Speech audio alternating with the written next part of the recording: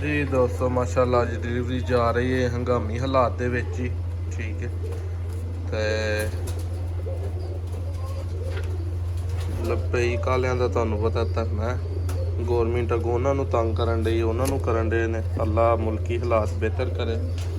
ऐ जी माशाल्लाह सब तो पहलों साडे अली भाई नूं गुजरात जा रहे ने परिंदे।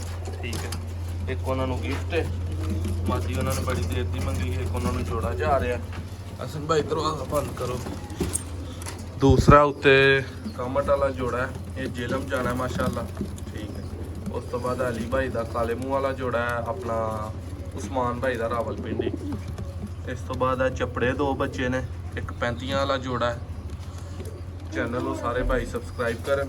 असन भाई और डब्बा फड़ो जो बड़ा उरा। हाँ जी ਇਹਦੇ ਚ ਪਾਓ ਆ ਥੱਲੋਂ परिंदे ਆ बस।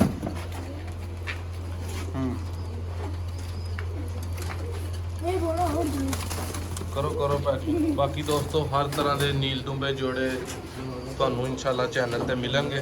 ठीक है चैनल सबसक्राइब करना है वीडियो लाइक करनी है। ਇਹ छत वाले जोड़े ਦੇ ਵੇਖੋ ਬੱਚੇ निकल रहे हैं इंशाल्लाह। अंडिया ते बैठा है बस निकलन ही वाले ने बच्चे। बहुत ही नायाब जोड़ा है।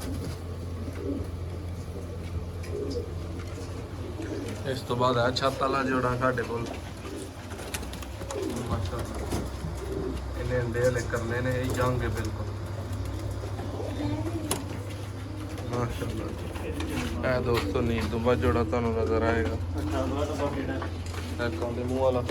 ते भरा सारे चैनल को सबसक्राइब कर लेना अगले ना फट जाओ। तुहाडे सामने ही पैकिंग जैसा कि हो रही है।